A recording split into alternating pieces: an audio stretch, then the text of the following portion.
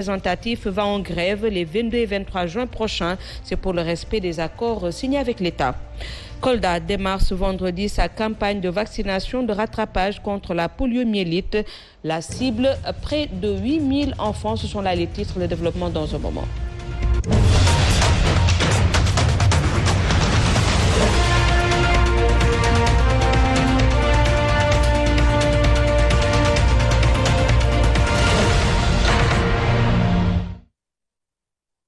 Bonsoir à tous. Je vous l'annoncer dans les titres. Le leader de PASTEF, les Patriotes, se prononce sur la présence de milices dans la sécurité du chef de l'État. Ousmane Sonko accuse Macky Sall d'avoir désacralisé la fonction qu'il incarne et le traite d'apprenti terroriste. Il invite donc ses partisans à adopter la loi du talion. Œil pour œil, dent pour dent. Sonko sera à son tour en tournée nationale à partir de demain samedi. Fatoulaye Mbaye Diop nous fait la synthèse de son point de presse tenu cet après-midi.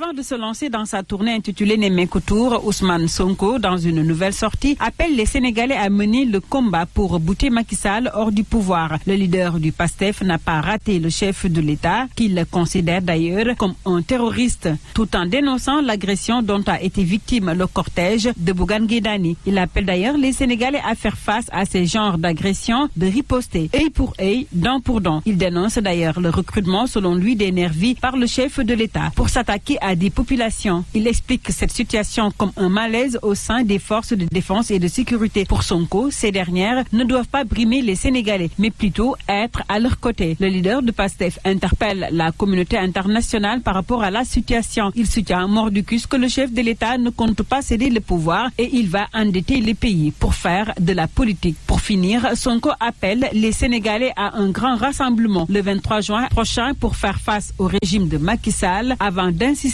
sur l'appel qu'il a lancé à la jeunesse pour qu'elle s'organise et qu'elle riposte vigoureusement à la hauteur des attaques subies. Restons sur cette sortie du leader de PASTEF, les Patriotes. Selon Ousmane Sonko, le Fouta n'est pas la chasse gardée du chef de l'État. Il invite d'ailleurs à un soutien du mouvement Fouta Tampi. Pour Sonko, c'est maintenant Sénégal Tampi.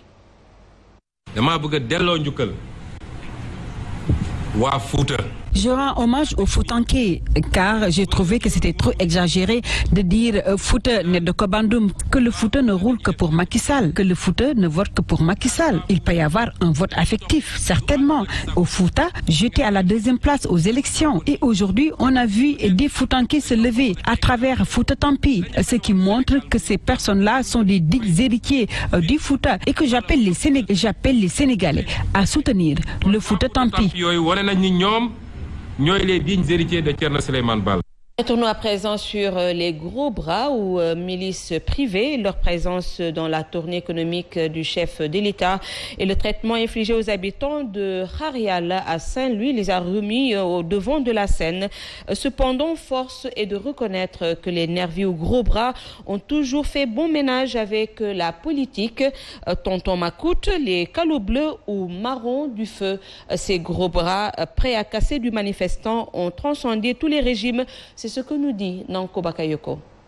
Le Sénégal n'a jamais autant mérité son surnom de Noumélan, ce royaume magique sorti de l'imaginaire où c'est la loi du plus fort qui prévaut. Le régime socialiste a eu ses tontons macoutes. Les calots bleus ont accompagné le règne du Parti démocratique sénégalais. Ils assuraient la sécurité d'Abdoulaye Wade du temps où il était dans l'opposition. Des calots bleus se sont vus intégrés dans la police nationale après l'alternance. Les apéristes sont également arrivés au pouvoir avec les marrons du feu. Ces jeunes se sont fait remarquer aux élections présidentielles de 2012 pour avoir accompagné le candidat Macky Sall tout au long de la campagne. Ces marrons du feu avaient d'ailleurs manifesté leur colère pour réclamer leur part du gâteau, autrement dit des postes dans la fonction publique. L'on se rappelle qu'à la veille des événements du 23 juin 2011, des nervis s'étaient attaqués à la mairie de Sacré-Cœur-Mermoz dirigée par Barthélémy Diaz, ce qui avait occasionné la mort de Ndiaga Diouf, l'un des supposés nervis recrutés par les tenants du régime de Maître Wade. Dernièrement, des nervis armés de coupe-coupe, machettes, bâtons dira-t-on, sont intervenus aux côtés des forces de défense et de sécurité pour mater des manifestants. Une situation qui a choqué et sidéré une bonne partie de l'opinion, surtout que cette prérogative appartient aux forces de l'ordre. Nanko Bagayoko, les forces de sécurité estiment que ces gros bras font dans l'usurpation de fonctions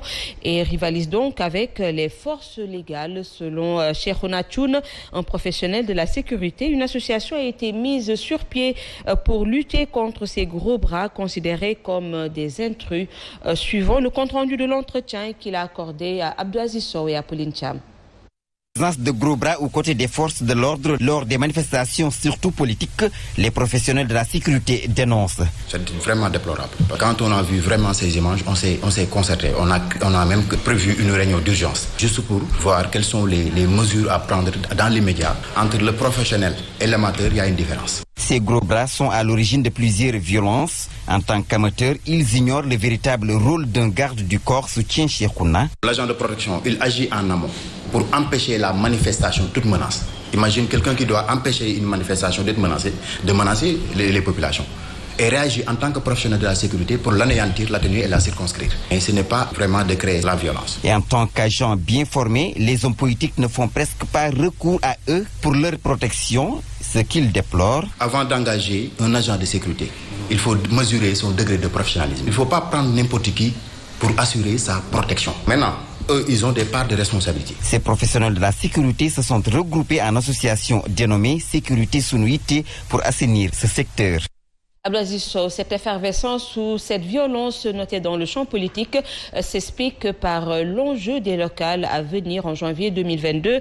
En prélude à cette consultation électorale, la Fédération sénégalaise des associations des personnes handicapées donne de la voix. Face à la presse cet après-midi, la Fédération attire l'attention sur ce qu'elle considère comme un manquement dans le code électoral. Il s'agit du mode d'élection des personnes handicapées. Le président qui a fait face à la presse est revenu sur la participation politique des personnes handicapées. C'était en présence de Fatoumata Diop et de Mohamed Diaw. Suite au manquement noté lors des législatives et présidentielles sur l'accessibilité des lieux de vote des personnes vivant avec un handicap, la Fédération sénégalaise des associations de personnes handicapées se veut claire à l'approche des locales, car l'inéligibilité des handicapés pose problème avec les partis politiques. Les partis politiques ont émis des réserves sur la proposition que nous avions faite, consistant à investir dans toutes les élections de liste aux 10 premières places 2 personnes handicapées. Puisque cette proposition n'est pas encore passée, on continue les discussions avec les partis politiques. Nous aussi, nous n'allons pas rester les bras croisés. Selon le président de la fédération, ils ont mis sur la table 9 revendications. C'est des aménagements techniques qu'on apporte dans le code électoral pour faciliter l'accès des lieux de vote en réalité. Cette nouvelle disposition sont liées à ça. Face à la presse, la Fédération sénégalaise des associations de personnes handicapées compte sillonner le Sénégal pour sensibiliser leurs pairs à propos de leurs droits dont ils ne cessent de réclamer. C'est local. Les acteurs politiques disposent d'un délai de 2 mois pour achever l'évaluation du processus électoral, sans quoi les locales risquent d'être renvoyées à nouveau. Selon Moundiaye Cissé, le directeur exécutif de l'ONG 3D, les acteurs politiques devraient s'engager dans une course contre la montre pour respecter les délais établis par la CEDEAO. Ndeye Khady Thiam-Tall nous fait la synthèse de l'entretien qui lui a accordé. Le processus électoral suit son cours normal. Toutefois, il y a une course contre la montre qui se joue pour tout finir avant le 23 juillet. Cela pour ne pas dépasser le délai de 6 mois défini par la CEDEAO selon l'ONG 3D. Son leader, Moundiaye Cissé, estime qu'il y a un triple défi à relever, à savoir le défi d'intégrer tous les points de consensus dans le code électoral, de les faire parvenir à l'Assemblée nationale pour leur adoption et le défi d'assurer le droit de vote à tous les citoyens sénégalais. Un exercice qui nécessite le soutien à la fois des administratifs et des politiques, car le moindre retard pourrait impacter les réformes envisagées. Donc, tout devra se faire dans le respect des délais légaux pour éviter un autre report des élections locales. Moundiaye Cissé de rappeler aussi que l'audit du fichier électoral suit toujours son cours. 2 opérations donc concomitantes. L'audit du fichier électoral a fait ressortir beaucoup de recommandations, tout comme l'évaluation du processus électoral dans le sens d'améliorer le processus électoral, d'où l'urgence de combiner toutes ces réformes pour les intégrer dans le code. Un défi majeur à relever dans un délai d'1 mois. Merci Ndéhaditi Amtal. Dans le reste plutôt de l'actualité, parlons du G7 qui annonce une grève les 22 et 23 juin prochains et menace de perturber les examens de fin d'année. Représentant les syndicats d'enseignants les plus représentatifs, le G7 en conférence de presse ce matin continue de réclamer le respect des accords signés avec l'État. Les agressions contre des enseignants ont également retenu son attention. Compte rendu Charmet Tidiane Seck et Mansour Ndiaye.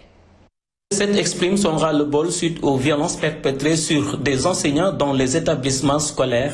Pour protester vigoureusement contre les agressions constatées dans l'espace scolaire.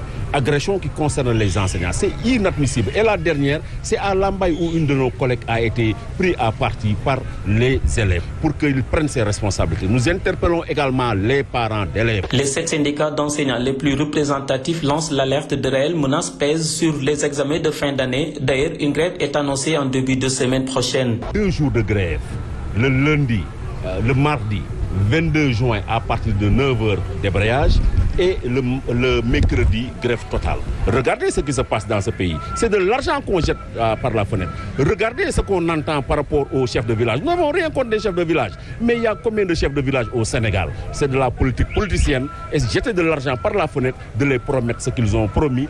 Au même moment, ils doivent de l'argent aux enseignants. En conférence de presse ce matin au siège du CELS authentique à Rufisque, le G7 a également condamné toute tentative de perversion de la jeunesse par l'introduction de la question de l'homosexualité dans les curricula.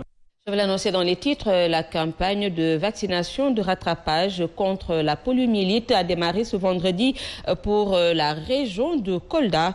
Près de 8000 enfants sont concernés par cette campagne. Les autorités sanitaires comptent sur la communication pour la réussir. C'est ce que nous dit Pape Kadiali Badji.